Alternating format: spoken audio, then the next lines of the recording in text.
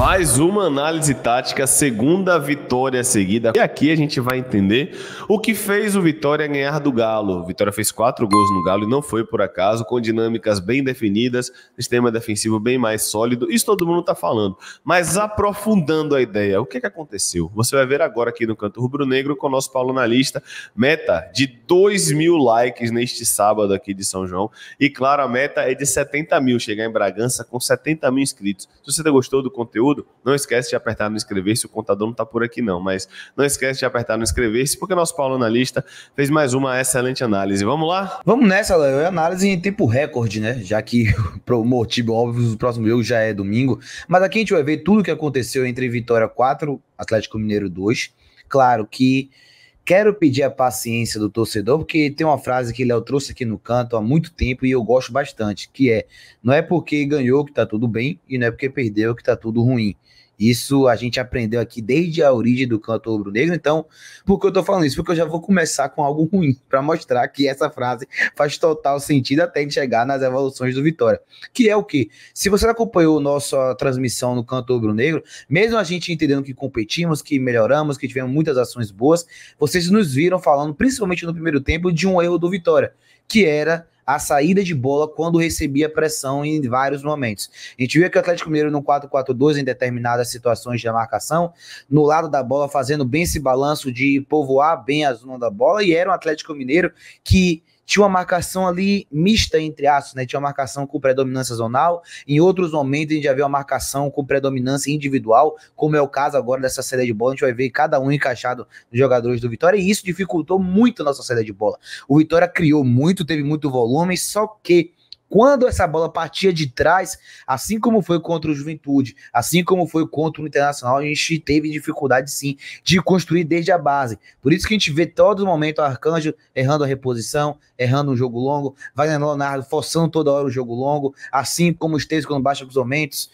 nesse jogo Cáceres, enfim. E além do fato de termos utilizado muito o jogo longo por conta da marcação e o mérito do adversário de pressionar, de conseguir fazer bem os balanços e em alguns momentos gerar até um encaixe nas possíveis linhas de passe, o Vitória também mostrou que durante a partida, mesmo quando não estava ainda recebendo tanta pressão assim, o Vitória também utilizou o jogo longo, né? Algo que é até curioso, já que o treinador Thiago Carpini sempre falou aqui que gosta de um time que propõe o jogo com posse de bola trabalhada e tal, e a gente tem visto isso em muitos momentos, só que teve também situações no jogo onde o Vitória já buscou esse jogo longo, inclusive, né, foi até uma pergunta do Marcos Guedes na coletiva sobre o Vitória ter pouca posse de bola, e ele falou que está se adaptando ao Vitória e que demora um pouquinho de tempo das ideias serem implantadas e que ainda está longe do ideal. Então acho que um dos motivo dele ter dito isso é, com certeza, essa saída de bola. Quando ele cita o Arcanjo, ele fala que o Arcanjo está cumprindo muito bem o que ele pede, aí ele fala depois, mas ainda não se encaixou 100% no que eu quero. Então eu imagino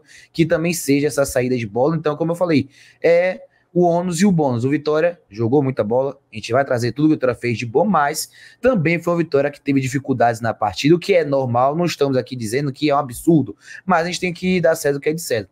Aqui agora a gente vai trazer um pouco sobre a organização ofensiva. A gente já viu na imagem anterior uma saída de 3 com jogadores por dentro, ataque à profundidade pelos lados com muito volume, e aqui agora a gente vai ver um pouco dessa dinâmica.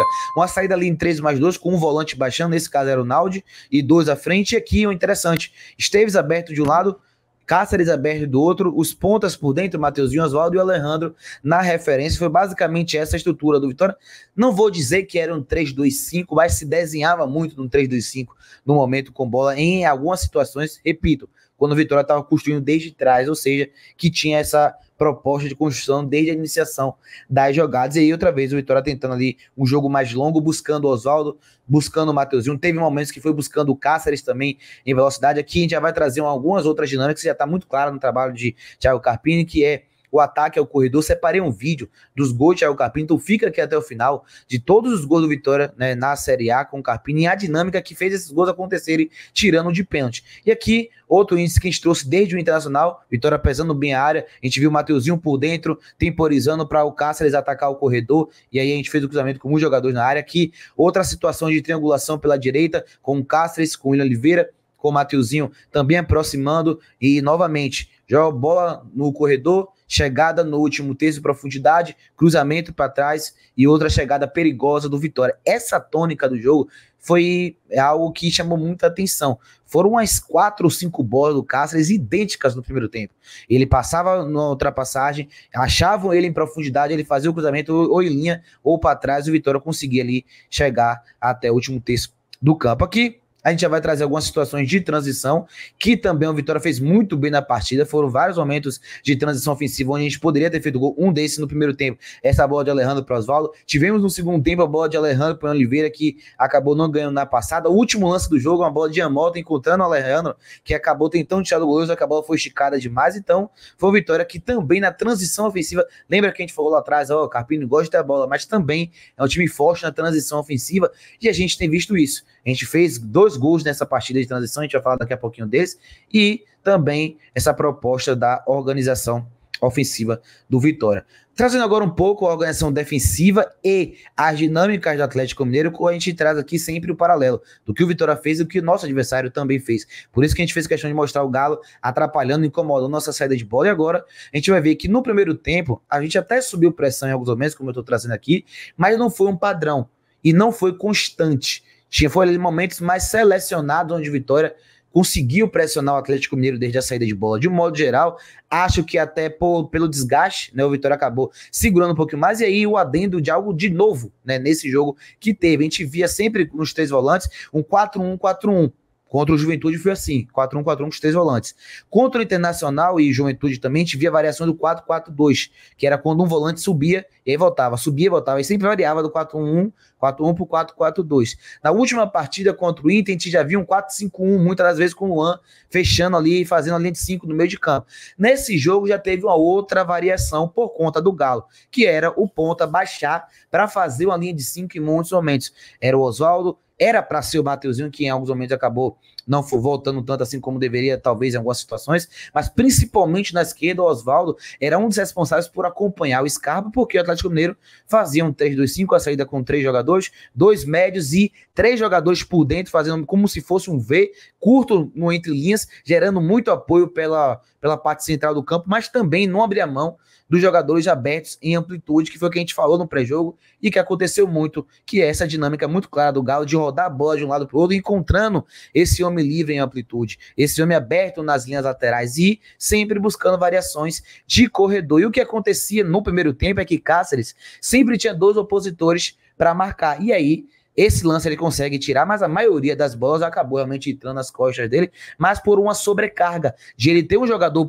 livre entre linhas, um pertencente desse V que eu falei, e um aberto, então ele não sabia em que ele, no outro vídeo a gente vai falar disso de uma forma mais clara, para entendermos, né, como isso funciona, mas aqui a gente já pode ver essa dinâmica do Atlético Mineiro de conseguir fazer uma saída de bola bem trabalhada, uma saída de bola sempre rodando a bola de um lado para o outro do campo. O Vitória, como eu falei, o Osvaldo sendo esse responsável pelo lado esquerdo de voltar para fechar um pouquinho mais na linha, e o Galo fazendo essas inversões diagonais, encontrando jogadores abertos em amplitude para chegar no último terço ou buscar situações de cruzamento, já que o Galo é um time que bombardeia muito a área do adversário com situações de cruzamentos a todo momento do jogo. Aqui, outra vez, 3 por dentro no entrelinha, gerando muito peso ali, gerando preocupação, e bola aberta em profundidade, e aí realmente a gente viu muitas vezes essa bola entrar no último terço, e no primeiro tempo teve adendo que a gente vai trazer aqui, que além de ter entrado, se criou situação clara de gol. Peço até para dar um pause nessa jogada que mostra muito claro o que é que eu tô falando do Raul Cáceres e um pouco do que se gerou no primeiro tempo. Olha, essa jogada para mim, a exemplificação perfeita do porquê essa bola entrou tanto.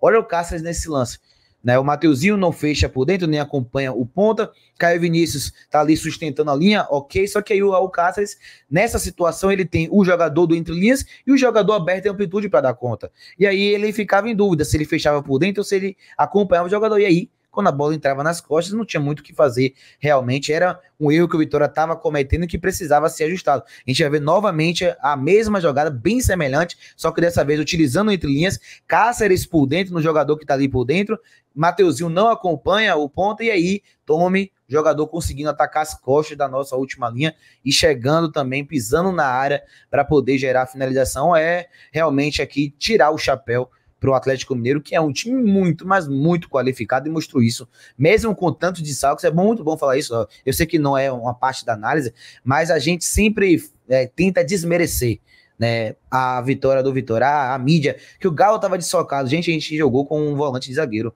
e jogou com lateral 2 meses e meio sem jogar. E o Atlético Mineiro mostrou uma equipe muito qualificada. Eu garanto a vocês que se o Vitória não joga a bola que jogou, o Atlético Mineiro ganhava do Vitória 3-0, 4-0, com tranquilidade esse jogo. Só que o Vitória jogou muita bola, então é merecimento, né, esse desempenho e esse resultado da gente. Agora a gente vai trazer aqui uma situação do segundo tempo e a melhora do Vitória nessa marcação. A gente viu o Atlético Mineiro teve uma chance tirando o gol do segundo tempo, que foi o chute de Igor Vinícius de Hugo Gomes, perdão, de fora da área, e só. A gente viu que a ideia se manteve, 3 jogadores entre linhas, 2 jogadores abertos de amplitude, a tônica de Gabriel Milito e as bolas longas, só que a gente viu que, além de conseguir interceptar mais bolas dessa, a gente vai ver algumas dinâmicas ficaram mais claras e melhores, principalmente essa aqui. Olha como o Esteves já estava ali pré-definido em fechar em jogador que está por dentro, e Oswaldo já estava pré-definido de fechar no jogador aberto. Oswaldo no primeiro tempo ele cometeu algumas faltas, ele não recompôs tão bem quanto foi no segundo tempo, e aí a gente conseguiu encaixar um pouco mais essa situação dos corredores, e aí por mais que o Galo continuasse forçando, a gente tinha ali igualdade numérica, não tinha mais superioridade numérica do Galo. Aqui novamente, ó, Esteves já vai segurando um pouco ali a contenção, o Oswaldo vem por dentro, e a Vitória faz 3-2 no corredor, a bola acaba voltando, mas o time não consegue progredir. O cruzamento, a chegada não acontece. Quando a bola vai no lado oposto, a gente vai ver que acontece a mesma coisa. Olha que o Cáceres não tá mais contra 2. Já tem um volante ali fechando em um para ele poder fechar no jogador que tá aberto. E outros momentos era o Mateuzinho também que fazia isso. Já vinha mais equilibrado esse último terço. Então essas bolas, por mais que ela entrasse em alguns momentos, porque o Galo ela vai entrar, vai continuar entrando em algum momento do jogo, lá ele, mas o Vitória conseguia, né, inibir com que esse adversário chegasse no último terço e essa bola não entrava mais em um cenário de muita dificuldade. Outra vez, ó, o Oswaldo fechando o jogador que tá aberto, Esteves por dentro, a bola não entra entre linhas. E aí o Vitória começou a trazer muita dificuldade ao Atlético Mineiro. É bem verdade que a gente não vai ver muita organização ofensiva do Vitória, porque o Vitória não criou tanto no segundo tempo, o Vitória não teve a posse de bola, jogou mais em transição para matar o jogo, e foi o que fez, e o Atlético Mineiro teve mais posse de bola, mandou na partida, mas é o que a gente chama de posse de bola nula, que chegou, rodou, foi na esquerda, foi na direita, tentou abrir na amplitude, não tinha mais espaço, voltava para trás, cruzava com 5, 6 do Vitória na área, era interceptado, voltava pro Galo, ia na direita, cruzava, era interceptado, o Vitória roubava a bola e aí sofreu uma falta de transição.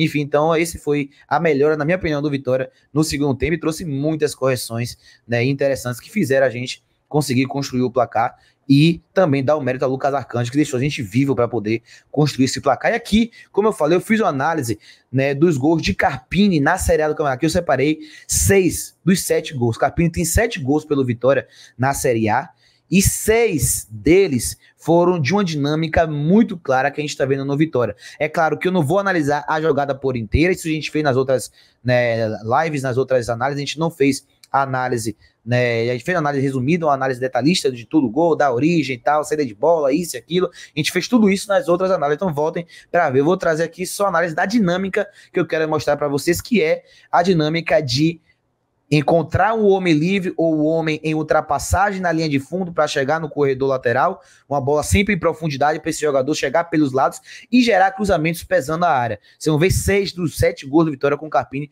desse jeito. O primeiro gol contra o Atlético Mineiro, 5 jogadores pesando na área, bola para cá, em profundidade, cruzamento para trás. Segundo gol também contra o Atlético Mineiro, Caio Vinícius conduz, bola para Cáceres em profundidade, fazendo a ultrapassagem, cruzamento para trás, a gente pesando na área com 3 jogadores, finalizando ali a um toque, e o William Oliveira faz muito bem. Terceiro gol que a gente vai observar também, agora contra o Juventude, mesma coisa. Bola para Esteves na profundidade, fazendo a ultrapassagem, atacando o último terço, cruzamento para trás, muitos jogadores pesando na área, finalização ao toque. Então já é o terceiro gol que a gente está vendo com essa dinâmica muito clara e a cara de Condé, essa ação. Agora a gente vai para o quarto gol.